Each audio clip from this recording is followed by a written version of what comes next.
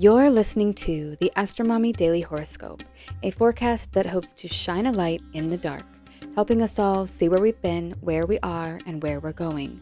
Whether you're a first-time listener or a long-time subscriber, thanks for being here. I truly appreciate you being in the Astromommy community. Without further ado, here is the Daily Horoscope. Third quarter moon in Cancer and the star reversed. Still doubting ourselves even though we are doing the work.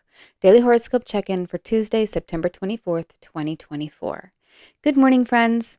Well, something crazy happened last night. My daughter was coloring in her bed during bedtime stories, and all of a sudden, she said she had a baby spider on her book. So I came over to her, and then we saw that there wasn't just one baby spider, but 10, then 20, then even more. All over her comforter were these small baby spiderlings. Of course, she jumped up, screamed a little, and quickly exited her bed. While I was in awe of how many spiderlings were on her bed and just staring at them, she saw the mama spider, a large wolf spider on the side of the mattress. Wolf spider mamas are amazing mothers, carrying their young on their backs until they are old enough to survive on their own. So either all of these spiderlings were old enough to be on their own, or they got knocked off the mother and scattered all over the bedspread. We watched them for a little while before finally my husband caught the mother in a jar and put her outside. He also took all the bedding outside too, in hopes that the mother and babies would reunite so they could be on their way, living happy, healthy spider lives once again. I find this experience really interesting, considering that the first transit of the day was a square from the moon in Gemini to Mercury in Virgo, Mercury being the planet associated with spiders for their cunning nature. The fact that it was a mother wolf spider and her hundreds of babies seems to tie in the upcoming third quarter moon in Cancer, indicating a need to nurture and protect our own offspring. Have any of you ever seen a mother spider carrying her young on her back? I would love to know. Please leave a comment.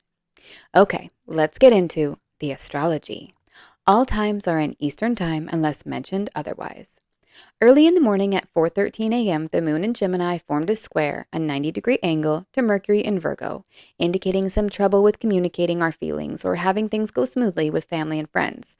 Maybe a mother spider released all her spiderlings on your daughter's blanket and disrupted story time. There could be setbacks to travel or miscommunications, so do your best to have patience.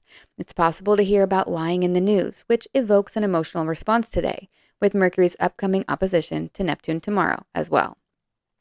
Then at 7:58 a.m., the Gemini moon made another square, but this time it was to Neptune in Pisces retrograde, which means that we could feel like we are emotionally in a fog or like we are realizing that something we thought was true is actually a lie, and we are having to come to terms with that. Or maybe someone told us they would do something and then didn't follow through. It could also manifest as feeling a little off your game this morning, kind of like you're going through the motions, but you're lost, late, or easily distracted. In the mid-morning at 10:18 a.m., the moon in Gemini perfected a quincunx, a 150-degree angle, to Pluto in Capricorn retrograde, symbolizing loathing the feelings that have come up lately and you really don't want to explore them right now. There are 1,000 other things you'd rather be doing than digging in the dirt of your subconscious, but you may have to do a little digging with this transit. So pull up your sleeves and, as Angelis Arian says in her book, The Fourfold Way, show up, pay attention, tell the truth, and be open to the outcome. A little more than half an hour later, the moon leaves the playful, curious, and mental sign of Gemini and enters the nurturing, comforting, and emotional sign of Cancer. The moon is at home in Cancer, which means that for the next couple of days, we may feel inspired to be more nurturing toward our families and our homes as well. In the afternoon at 1:27 p.m., Mercury in Virgo forms a trine, a 120-degree angle, to Uranus in Taurus retrograde. And this is a really positive transit. The trine is of the nature of Jupiter, and that means harmony, ease, and flow. Then we have the very mental Mercury that governs our thoughts, intellect, and how we communicate, aspecting Uranus, the planet that represents surprises, revolution, and innovation. So the two together in a trine mean that we may have innovative ideas or aha moments when we figure out the solution to a puzzle. It's like a jolt of inspiration that may shock us, but in a good way. We may hear about inventions or unusual things in the news. There could be new technology or experiments that create breakthroughs and surprising answers. A little bit later, at 2:30 p.m., the moon in Cancer will make a trine to Venus in Scorpio, right before she makes her square to the sun at 2:49 p.m., marking the third quarter moon. This is a really auspicious combination and means that this moon phase carries with it a trine to the beautiful Venus. Even though Venus in Scorpio is in her detriment, she will still bring harmony and beauty to the situation, but it may be on a very deep, emotional, intuitive, or psychic level. This third quarter moon is also happening just 8 hours before the moon in Cancer squares the nodes in Aries and Libra from the northern bending. So, this means an actual event taking place in the public that could have to do with your family in some way. And this is right in the middle of eclipse season, so this marks an important shift regarding what this eclipse is activating in your life. Let's take a look at the chart for this third quarter moon. Third quarter moon in Cancer. The moon will reach her third quarter phase on Tuesday, September 24th, 2024 at 2:49 p.m. Eastern Time. If the sky is clear, you will be able to see the moon during the day until she sets at 2:47 p.m.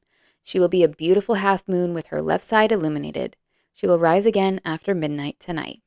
You can see the moon in Cancer on the left-hand side of the chart at the 3 o'clock position and the sun at the top of the chart at 12 o'clock. Mercury is also at the top of the chart, applying to an opposition, a 180-degree angle, to Neptune retrograde at the bottom of the chart, and Venus is off to the left at about the 11 o'clock position.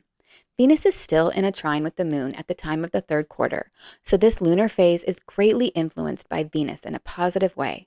Venus represents what we attract into our lives, and since the moon is in the superior position to Venus, I feel this may be about an emotional desire that we have concerning what we've been working on attracting this month. Right now in Scorpio, Venus symbolizes attracting a deep, nurturing, intensely intuitive, and passionately psychic energy. It's like if what we wanted was a food, Venus symbolizes attracting a rich chocolate cake with dark chocolate frosting and the kind of cake that elicits an ecstatic, sensual response.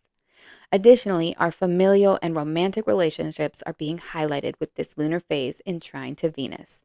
This is really positive and means that we feel in harmony with our relationships, and yet at the same time, we are taking action with the moon square the sun toward furthering our commitments to family by providing security and emotional safety in some way. And this could also be by sidestepping around something too scary, too painful, or that we feel makes us too vulnerable. So we protect our family unit and ferry them around it. When the moon gets to the third quarter phase in her cycle, it is a time when we are redefining the intentions that we set during the new moon 3 weeks prior. It's symbolic of a time in the month when you are taking stock of what you already have, reimagining it, and turning it into something new and long-lasting. So what are you reimagining?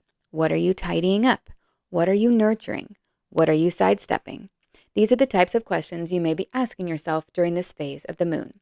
Briefly below, you will find the house that this third quarter moon in Cancer is occurring in, according to your rising sign. Find your rising and read the house topics associated with it. You may notice a shift or a deeper focus involving one or more of those topics. Aries, fourth house of family, roots, and property. Taurus, third house of siblings, communication, and local travel. Gemini, second house of money and possessions. Cancer, first house of self, health, and character. Leo, 12th house of blind spots, large animals, hidden enemies, and mental health. Virgo, 11th house of friends, allies, groups, and wishes. Libra, 10th house of career, praxis, and the mother. Scorpio, 9th house of foreign travel, higher education, and beliefs. Sagittarius, 8th house of shared resources, inheritance, debt, and death. Capricorn, 7th house of marriage, partnerships, and legal matters. Aquarius, 6th house of stress, health issues, employees or coworkers, and pets. Pisces, 5th house of pregnancy, children, creativity, and recreational activities. I wish you all a happy third quarter moon. The tarot card. Let's see what the cards have to say. What is the guidance for today? 17, the star reversed. On this card, we see a woman kneeling on the ground beneath a beautiful starry sky. She has lassoed a very bright star and looks up at it as she holds the shining rope of her lasso in her hands. Her hair blows in the wind, for change is occurring. 17, the star card, is about picking yourself back up after a period of upheaval, mishap, or disruption. It's about making and receiving a wish, having hope, keeping the faith, and believing in yourself. In the reverse position, it can mean self-doubt, a lack of faith, and feeling despondent and disconnected from the divine energy. I feel that this card really resonates with Mercury's upcoming opposition to Neptune, which can bring up doubts about your dreams and their practicality. We may be questioning everything right now and feeling very critical and in our heads, but it's an opportunity for self-reflection and honest analysis.